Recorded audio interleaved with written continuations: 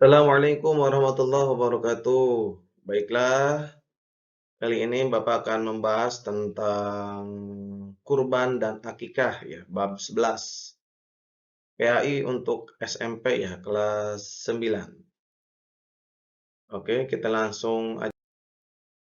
Peta konsepnya itu kurban dan akikah, pengertian kurban, pengertian akikah, praktek berkurban dan akikah, kemudian hikmah ibadah kurban dan akikah.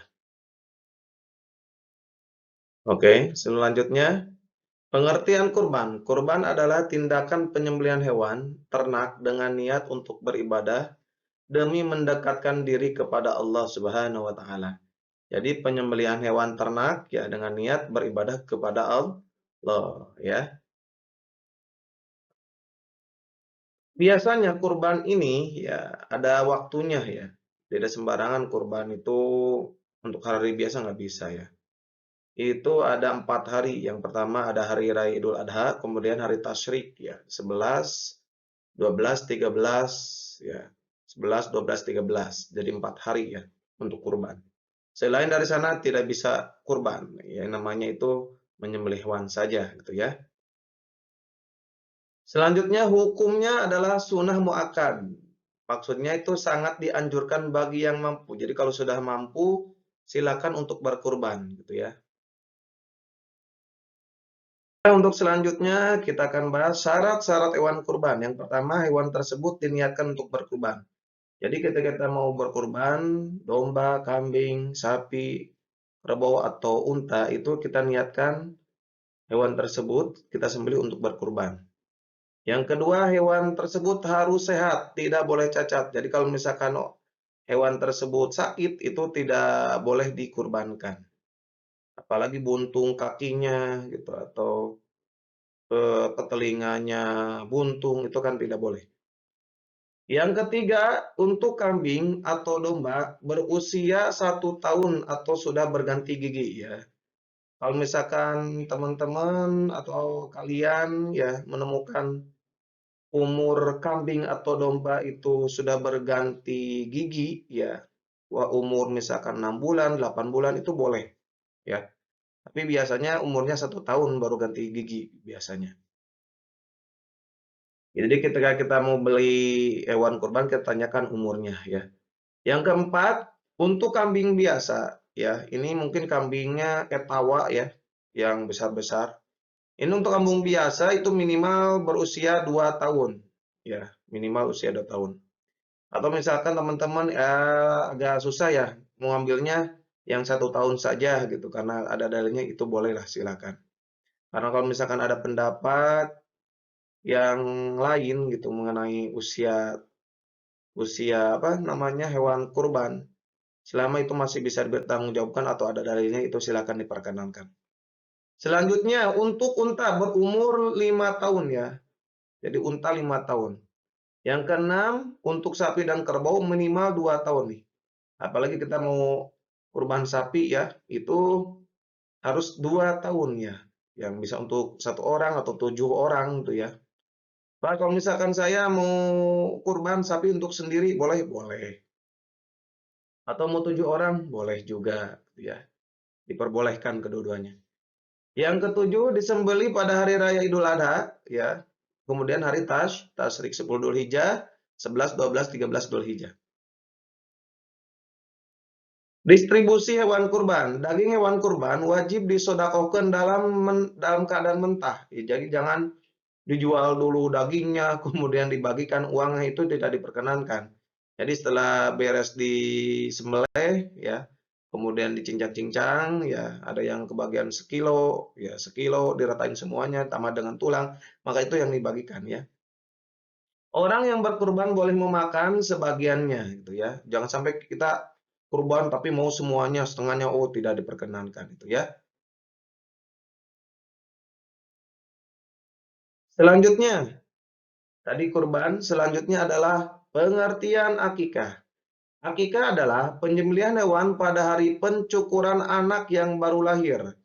Jadi anak yang baru lahir dalam keluarga gitu ya, itu namanya akikah. Jadi menyembelih hewan karena kelahiran anak. Penyembelihan ini sebagai ungkapan rasa syukur. Ya la in syakartum la azidannakum wa la in kafartum inna adzabi lasyadid. Syukur karena dikaruniai oleh anak gitu ya, dengan cara akikah. Akikah hukumnya adalah sunnah. Jadi kalau misalkan kita sanggup untuk akikah gitu ya, ada uangnya, maka boleh. Tapi kalau kita tidak sanggup untuk berakikah, jangan dipaksakan. Apalagi sampai ngutang dan lain-lain. Wah, itu kan bahaya. Apalagi hutangnya kalau misalkan yang dilipat gandakan rentenir, naudzubillahi min dzalik ya. Kemudian akikah dilaksanakan di hari ke-7 kelahiran bayi jika belum mampu pada hari ke-7 bisa ke-14 atau ke-21. Jadi ini kelipatan 7 ya, gitu ya. Jumlah hewan yang disembelih dalam pelaksanaan akikah. Akikah sempurna menurut Nabi Muhammad SAW yaitu 2 ekor kambing bagi laki-laki. Sedangkan untuk perempuan adalah 1 ekor gitu ya. Jadi laki-laki itu 2 ekor, perempuan itu satu ekor. Oke, selanjutnya tata cara penyembelihan hewan kurban. Satu, diniatkan untuk beribadah kepada Allah Subhanahu wa taala. Jangan pada yang lainnya, niatnya untuk beribadah. Penyembelih boleh orang yang berkurban atau diwakilkan kepada orang lain ya. Alangkah baiknya kita menyaksikan tetesan darahnya karena itu adalah pahala sangat luar biasa. Baru tetesan darah ya, belum dari bulunya dan lain-lainnya. Yang kedua, menggunakan alat tajam. Jadi ketika menyembelih wajib menggunakan bedog, golok ya atau sejenisnya yang tajam. Yang ketiga, ketika menyembelih disunahkan membaca basmalah, takbir dan sholawat kepada Nabi Muhammad sallallahu alaihi wasallam. Ya boleh kita Allahu Akbar, Allahu Akbar, Allahu Akbar, la ilaha illallah, Allahu Akbar, Allahu Akbar walillahil hamd ya. Allahumma shalli ala sayyidina Muhammad wa ala ali sayyidina Muhammad. Bismillahi Allahu Akbar. Baru sembelih. Yang keempat, hewan kurban diarahkan kepada kiblat ya. Diarahkan ke kiblat. Yang kelima, ketika menyembelih harus sampai memotong tenggorokan dan 2 urat lehernya ya, tenggorokan ini dan 2 leher ini ya. Yang keenam baru membaca doa. Selanjutnya tata cara penyembelihan hewan akikah. Tadi kurban sama akikah.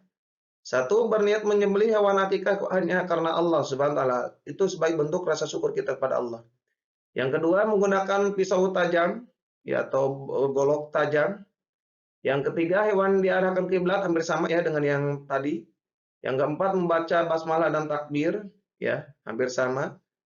Bedanya ini takbirnya bismillahi Allahu Akbar gitu ya.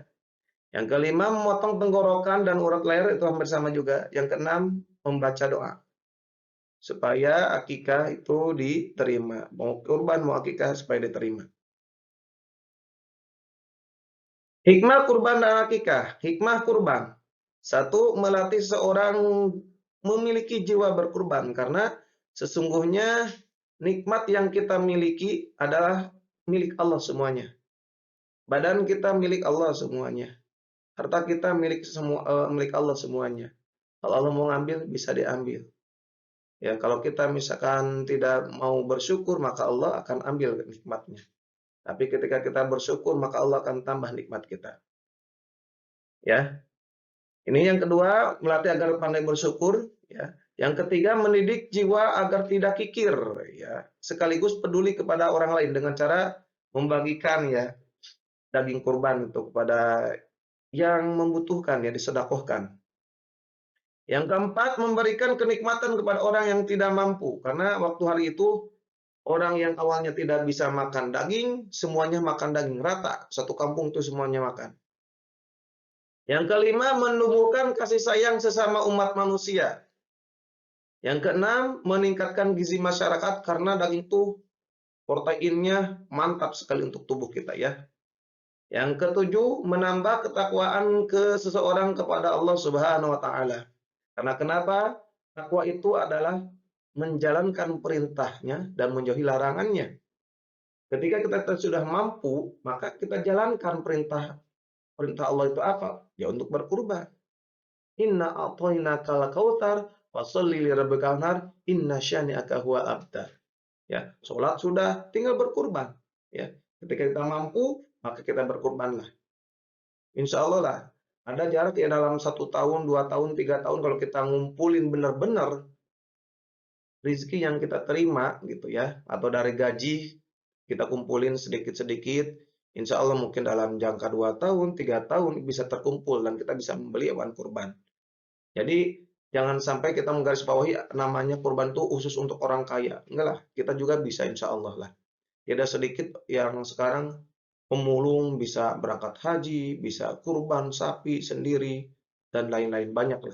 Yang penting keinginan kita kuat. Kalau kita keinginan kita kuat, doa ikhtiar, maka Allah akan mewujudkan apa yang kita inginkan. Hikmah akikah, satu berniat ibadah agar mendapatkan pahala dari Allah, ya. Yang kedua mempererat ukhuwah Islamiyah. Yang ketiga mendatangkan syafaat Allah bagi orang tua yang mengakikahi anaknya. Karena setiap anak itu kan tergadai. Jadi gimana cara kita menembus kalian tersebut yaitu dengan akikah gitu. Ketika kita mampu maka tebuslah gitu ya. Selanjutnya ini adalah dalil-dalilnya ya. Yang pertama ada surat Al-Kautsar. Tadi sudah dibacakan ya. Ini artinya sungguh kami telah memberimu Muhammad nikmat yang banyak, nikmat yang banyak. Maka laksanakan salat sudah Tuhanmu dan berkurbanlah. Yang sungguh orang-orang yang membencimu dialah orang yang terputus dari rahmat Allah. Selanjutnya Al-Hajj ayat 36.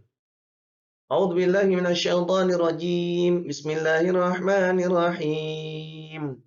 Wal budna ja'alna lakum min sya'airillahi lakum fiha khairun fadhkuru ismallahi 'alaiha shawaf.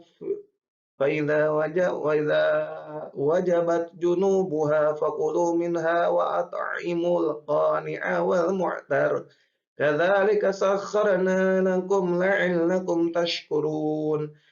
Yang artinya dan unta-unta itu kami jadikan untukmu bagi dari syiar agama Allah. Kamu banyak memperoleh kebaikan padanya, maka sebutlah nama Allah ketika kamu menyembelihnya. Ya, ini menyebut nama Allah ya, menyembelih dalam keadaan berdiri dan kaki telah terikat. Kemudian apabila telah rebah mati maka makanlah sebagian sebagian yang kita kurbankan ya. Beri makan orang-orang yang merasa cukup dengan apa yang ada padamu, yang tidak meminta-minta dari yang meminta. Demikianlah kami tunduk unta-unta itu untuk agar kamu bersyukur, gitu ya. Ini yang kita tadi jelaskan ini ada juga di dalam dalil Al-Qur'annya, Al-Hajj ayat 36. Selanjutnya ini adalah hadisnya. Ya. An Jundabin qala kana Nabi sallallahu alaihi wasallam yauman nahri thumma khataba thumma dabaha faqala man dabaha qabla ay yusalliyal falyadbah makanaha ukhra wa man lam yadbah falyadbah bismillah. Junda berkata Nabi Muhammad SAW, sholat Idul Adha pada kemudian berkhutbah lalu menyembelih. Beliau bersabda, siapa saja yang menyembelih sebelum ia sholat, maka hendaklah ia menyembelih yang lain sebagai gantinya. Jadi itu kita harus menyembelihnya sesudah sholat ya, sholat Idul Adha. Dan siapa yang belum menyembelih, hendaklah ia menyembelih dengan bacaan basmalah, bismillah ya, bismillah Allahu Akbar. Selanjutnya hadis riwayat Ahmad an Abi Hurairah qala Rasulullah sallallahu alaihi wasallam man wajada sa'atan falam yudahi fala yaqrabanna musallana.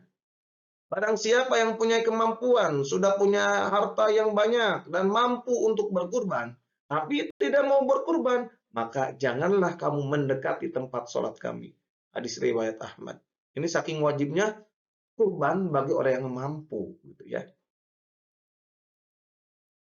Selanjutnya, ya ini tentang akikah. An Samurata anin Nabi sallallahu alaihi wasallam qala kullu ghulamin murtahanun bi aqiqatihi tudbahu anhu yawma sabi'i wa yuhlaqu ra'su. Hadis riwayat Ibnu Majah ya. Samurah radhiyallahu anhu berkata, Rasulullah SAW bersabda, setiap anak yang lahir tergadaikan ya dengan akikahnya. Akikah tersebut disembelih pada hari ketujuh, lalu anak tersebut diberi nama, ya kita akikahi, kita sembelih dari ketujuh, kemudian diberi nama, kemudian dicukur rambutnya. Hadis riwayat Ibnu Majah. Selanjutnya, an Aisyah radhiyallahu anha qalat amarna Rasulullah sallallahu alaihi wasallam an nu'iqqa 'anil ghulami syataini wa 'anil jariyati syah. Hadis riwayat Ibnu Majah ya. Aisyah radhiyallahu anhu berkata Rasulullah SAW pernah menyuruh kita untuk menyembelih akikah 2 ekor untuk laki-laki dan 1 ekor untuk anak perempuan. Hadis riwayat Ibnu Majah. Baiklah ini yang terakhir ya. Hadis riwayat Muslim. Bismillahi Allahu Akbar. Allahumma taqabbal min Muhammadin wa ali Muhammadin wa min ummati Muhammadin.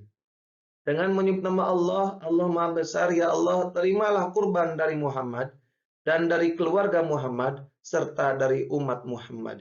Ini niat Rasulullah ya ketika berkurban beliau itu. Masya Allah, mulia sekali. Sayang sekali beliau untuk kepada kita selaku umatnya. Maka kita sebagai umatnya harus cinta, sayang kepada Rasul. Kita jalankan perintahnya, ya. Kita harus beriman dan bertakwa kepada Allah Subhanahu wa taala. Baiklah, itu yang bisa Bapak sampaikan, semoga ada manfaatnya. Akhirul kalam, wassalamualaikum warahmatullahi wabarakatuh.